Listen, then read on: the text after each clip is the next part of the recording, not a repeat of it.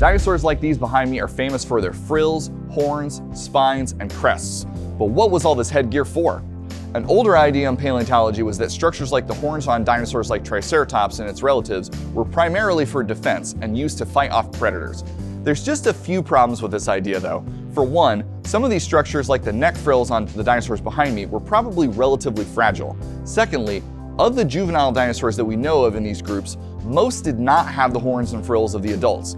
It seems like the youngest dinosaurs would need the most protection from predators.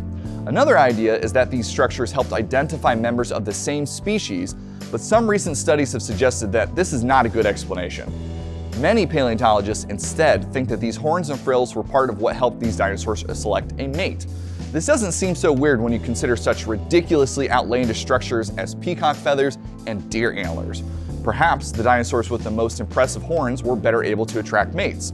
This is one example of where applying lessons from living animals can help us understand extinct species that we can't directly observe. Of course, none of these proposed functions for complicated head structures have to be all or nothing. Going back to deer antlers, they could be a pretty effective weapon if necessary, and it probably isn't a good idea to get too close to any bucks you might come across. If you want to learn more about dinosaur display structures, visit the American Museum of Natural History Dinosaur Gallery at COSI. That's it for Fossil Friday. Have a great weekend.